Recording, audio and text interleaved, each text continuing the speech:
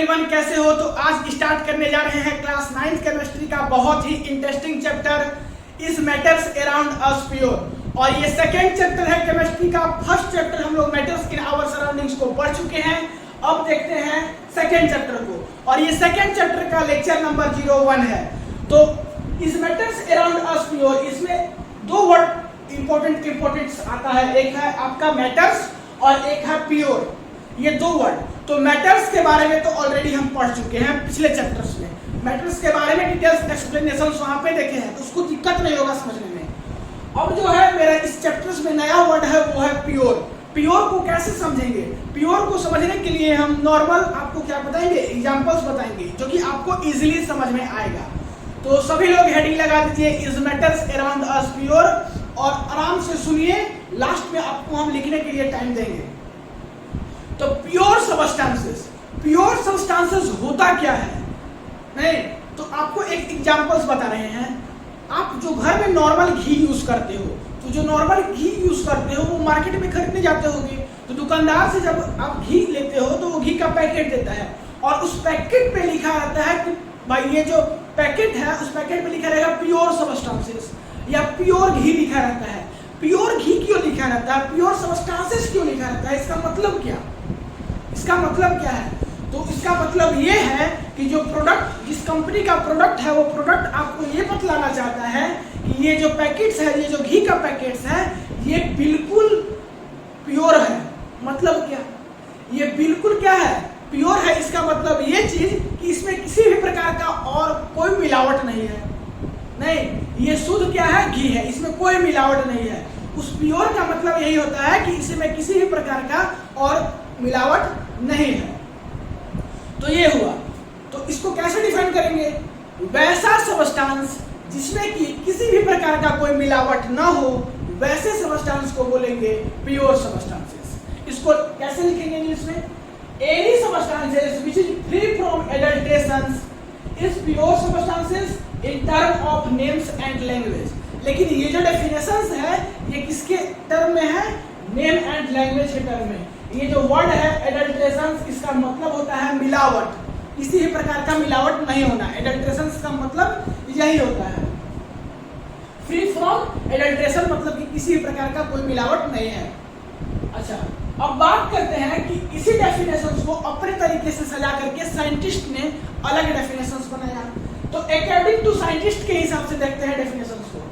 Those substances which is made up of one type of chemicals, उसको क्या बोलेंगे? उसको बोलेंगे प्योर सबस्टेंसेस। लेकिन ये जो डेफिनेशंस है वो साइंटिस्ट के हिसाब से है। इसका एग्जांपल समझिए तो आपको ये डेफिनेशंस क्लियरली समझ में आएगा। एग्जांपल्स इसका लेते हैं Na। Na क्या है? एक एलिमेंट्स है। नहीं, Na क्या है? एलिमेंट्स है। और Na किस चीज से मिलकर बना हुआ है? तो one type of chemical substances से मिलकर बना हुआ है। कैसे? Na एलिमेंट्स जो है वह Na का एटम से मिलकर बना हुआ है। बहुत सारा Na का एटम्स से मिलकर के Na एलिमेंट्स बना हुआ है। तो one types of chemical substances से मिलकर बना हुआ है। तो इसको बोलेंगे क्या चीज? हम Na को बोलेंगे प्योर सबस्टेंसेस। ठीक है। O2, second example O2। O2 क्या है? O2 जो है वो ऑक्सीजन का एलिमेंट है। दो ऑक्सीजन का एलिमेंट है O2। तो O2 जो है वह दो ऑक्सीजन से मिलकर बना हुआ है। तो same one type of chemical substances से मिलकर बना हुआ है। ऑक्सीजन तो एक ही प्रकार का केमिकल सबस्टेंसेस ना है, तो इसको क्या बोलेंगे? प्योर सबस्टेंस बोलेंगे। थर्ड एग्जांपल्स की बात करें H2O की, H2O वाटर। तो H2O की बात करें तो ये टू एलिमेंट्स से मिलकर बना हुआ है। एक है H2 और एक है O। क्या? एक है H2 और एक है O। तो ये तो two types of chemical substances से मिलकर बना हुआ है। तो क्या ये जो है वह प्योर सबस्टेंसेस होगा? हाँ होगा। कैसे होगा वो समझिए। ये टू एलिमेंट्स से मिलकर बना होगा। चलो ये बात हम समझते हैं। लेकिन इसमें देखिए दिक्कत क्या, इसमें देखिए अच्छाई क्या है? इसमें अच्छा बात ये है कि जब इसको आप केमिकल कॉम्बिनेशन कराओगे, नहीं तो होगा क्या कि H2 और O मिलकर के वाटर बनेगा, H2O बनेगा। और वो जो H2O होता है वह प्योर सबस्टेंसेस होता है। ऐसा क्यों? ऐसा क्यों? क्योंकि वाटर मॉलिक्यूल्स जितना भी होता है वह one types of chemical substances से मिलकर बना होता है। क्या देखे हो क्या कि वाटर मॉलिक्यूल्स डिफरेंट तो 2-3 टाइप्स में दिखते हैं क्या? सब एक ही जैसा दिखता है। तो water molecules one type of chemical substances से मिलकर बना होता है। इसी के कारण H2O भी जो है वह प्योर सब्सटेंसेस होता है। अब बात करते हैं क्लासिफिकेशंस पे। मेटल्स को जो है वह 2 टाइप्स में क्लासिफाई किया गया, एक प्योर सब्सटेंसेस और एक इम्प्योर सब्सटेंसेस। प्योर सब्सटेंसेस और इम्प्योर सब्सटेंसेस। प्योर सब्सटेंसेस को प्योर सब्सटेंस भी बोलते हैं और इम्प्योर सब्सटेंसेस को मिक्सचर्स भी बोलते हैं। तो अगर मिक्सचर्स लिखा रहे तो आपको कंफ्यूजन नहीं होना है। क्या समझ रहे हैं? मिक्सचर्स का मतलब क्या है? इम्प्योर सब्सटेंसेस है। तो इसका डेफिनेशंस क्या है? सबसे पहले वो देखिए प्योर सब्सटेंसेस का। All constituent particles are of same chemical natures that we call that pure substances, जो कि यहाँ पर हम according to scientist में हम समझाए थे। Impure क्या है? Substances made up of more than one constituents, उसको क्या बोलेंगे? Impure substances, ठीक है? तो आपको हम 2-3 डेफिनेशंस बताएं तो आपका मन में ये क्वेश्चन एराइज हो रहा होगा कि अगर एग्जाम में डायरेक्ट क्वेश्चन पूछ दे प्योर सब्सटेंसेस का डेफिनेशंस 1 मार्क्स में तो हम किसको लिखेंगे? तो ये डेफिनेशंस आपको समझने के लिए था। आप इसको लिख दीजिए या इसको लिख दीजिए, दोनों लाइन सेम है, बस लिखने का तरीका अलग है। किसी को भी आप लिख सकते हो, नहीं ऐसे सबसे बेस्ट यही है। तो ये सब समझने के लिए हम बताए थे आपको। अच्छा, तो प्योर सब्सटेंसेस का 2 टाइप्स होता है। 2 types, one is elements and one is compounds. मतलब कह सकते हो कि प्योर सब्सटेंसेस को 2 पार्ट्स में डिवाइड किया गया, एलिमेंट्स एंड कंपाउंड्स। उसी प्रकार से इम्प्योर सब्सटेंसेस और मिक्सचर, और यहाँ पे मतलब कि दोनों नाम सेम ही है, और मिक्सचर, इसको जो है इसको भी 2 टाइप्स में क्लासिफाई किया गया, एक होमोजेनियस और एक हेट्रोजेनियस। नहीं, तो ये चारों को जो है हम अलग अलग करके इसका डेफिनेशंस पढ़ते हैं। तो सबसे पहले इसको वीडियो को पॉज करके इसको नोट कर लीजिए, मिटा करके आगे हम बताते हैं डेफिनेशंस। तो नोट कीजिए 1 2 3, मिटाते हैं, नोट कीजिए।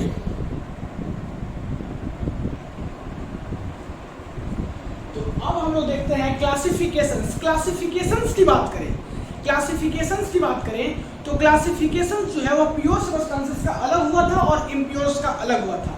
प्योर सब्सटेंसेस की क्लासिफिकेशंस की बात करें तो इसको 2 टाइप्स में क्लासिफाई किया गया था, एक एलिमेंट्स और एक कंपाउंड्स। नहीं, एलिमेंट्स क्या है और कंपाउंड्स क्या है उसको देखेंगे। तो सबसे पहले बात करते हैं एलिमेंट्स की। एलिमेंट्स क्या है? Substances that can not be broken down into simpler constituents.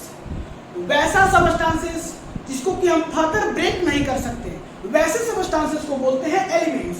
बात करें पीरियोडिक टेबल्स में तो बहुत सारा ऐसा एलिमेंट्स है जिसको कि हम फर्दर क्या कर सकते हैं? डिवाइड नहीं कर सकते, फर्दर उसको ब्रोकन्स नहीं कर सकते, उसको तोड़ नहीं सकते। तो पीरियोडिक टेबल्स में कुछ एलिमेंट्स ऐसा है जिसको कि हम ब्रेक नहीं कर सकते हैं। उसका एग्जांपल्स हो गया सोडियम, मैग्नीशियम एक्सेट्रा। सोडियम्स को हम नोट करते हैं ए से और मैग्नीशियम्स को Mg से। अब बात करते हैं कंपाउंड्स की। कंपाउंड्स क्या होता है? तो compound substance made by chemical combinations of 2 और more elements in a fixed ratio by मास।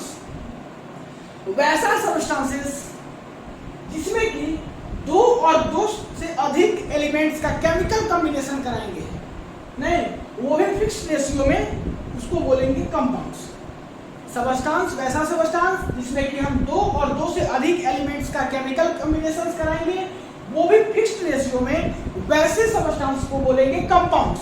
ठीक है, इसका एग्जांपल्स की बात करें तो NH3 जो है आपका क्या है? एमोनिया।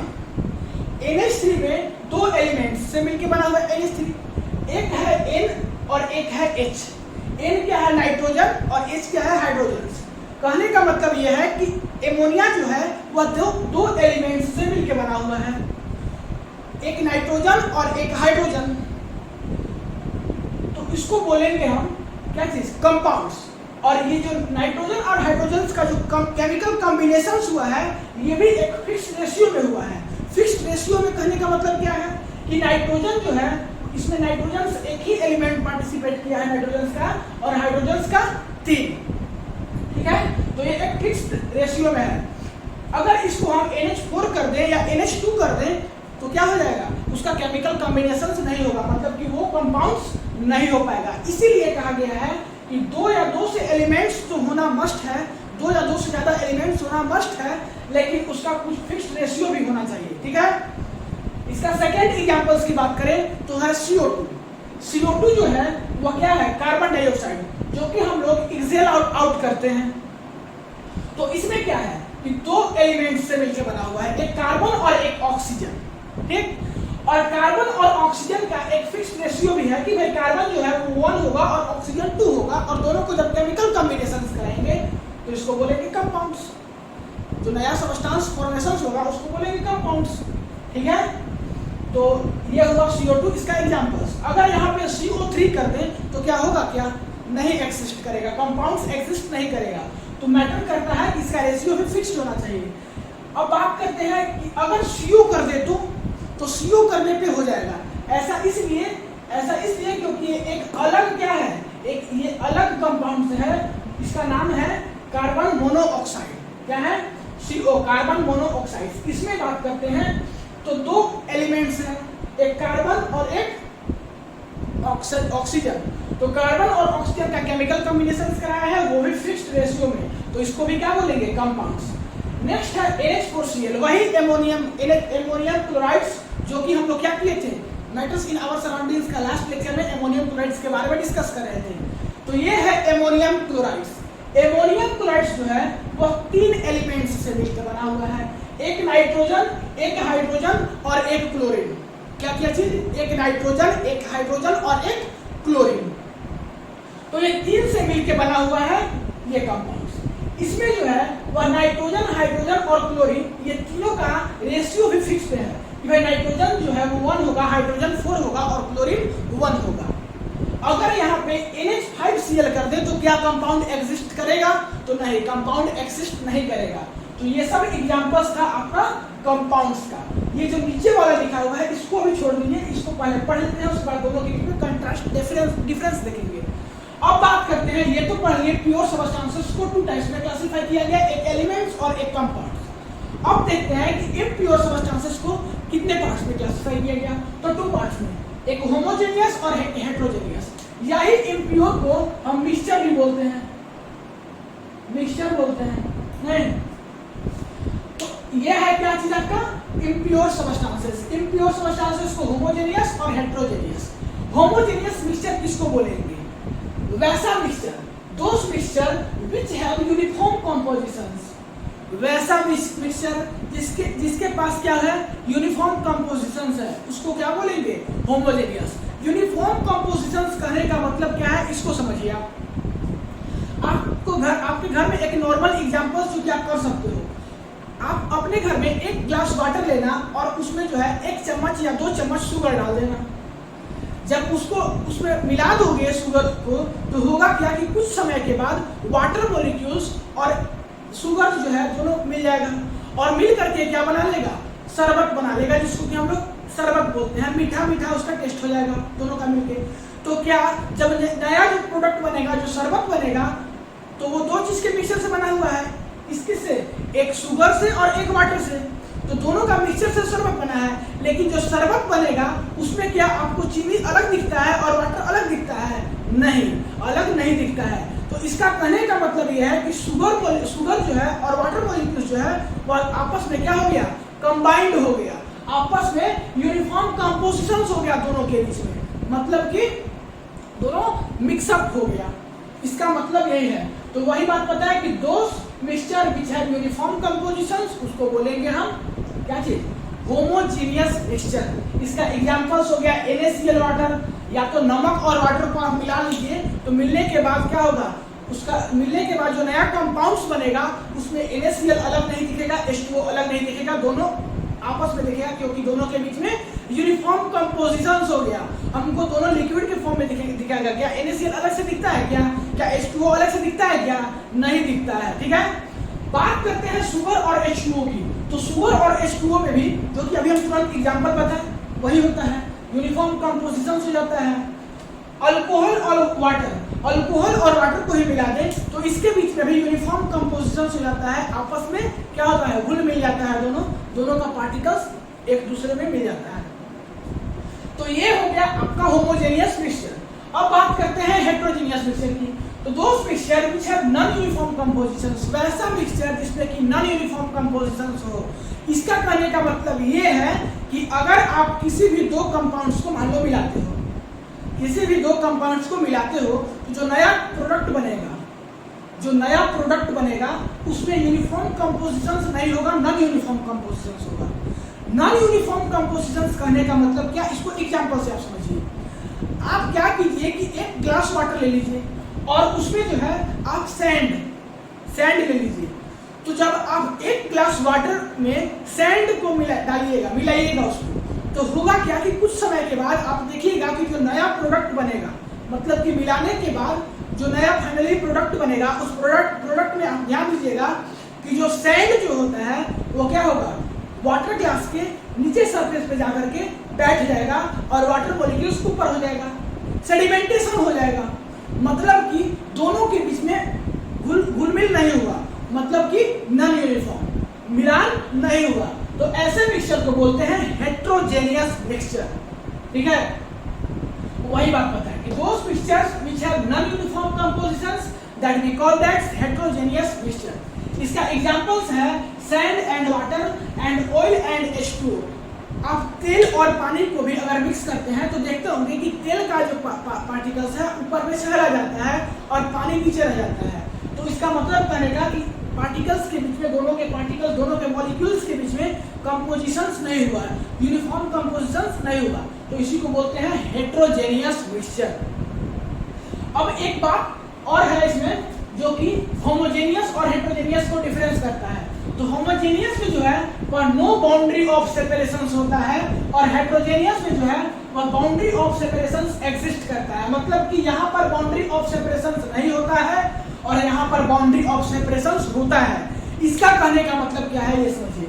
बाउंड्री ऑफ सेपरेशंस, इसका बाउंड्री ऑफ सेपरेशंस का मतलब ये है कि नो बाउंड्री ऑफ सेपरेशंस का मतलब ये है कि जब आप शुगर और वाटर को मिलाइएगा तो दोनों को हम मिलाएंगे, दोनों मॉलिक्यूल्स को, तो एक नया प्रोडक्ट बनेगा और जो नया प्रोडक्ट बनेगा उसमें ये दोनों मॉलिक्यूल्स जो है उसको अलग अलग करने के लिए बीच में कोई बाउंड्री ऑफ सेपरेशंस एग्जिस्ट नहीं करेगा, बाउंड्री ऑफ सेपरेशंस एग्जिस्ट नहीं करेगा।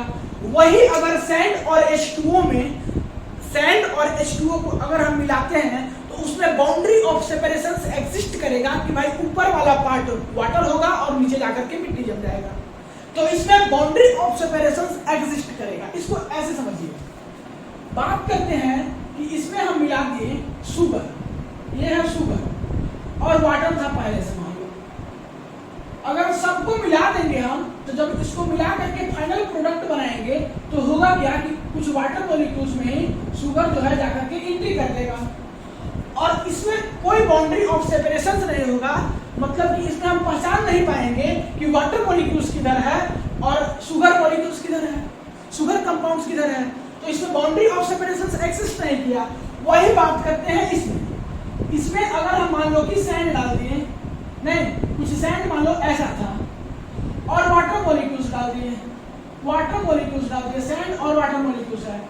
कुछ समय के बाद होगा क्या कि सैंड जो है ये डॉटेड लाइन सैंड है, ये नीचे जाकर के जम जाएगा और वाटर मॉलिक्यूल्स जो है वह ऊपर रहेगा। मतलब कि इसमें बाउंड्री ऑफ सेपरेशंस जो है वह एग्जिस्ट किया। इसमें हम पहचान सकते हैं कि नीचे वाला पार्ट सेडिमेंटेशन के कारण नीचे है और वाटर पार्ट ऊपर है।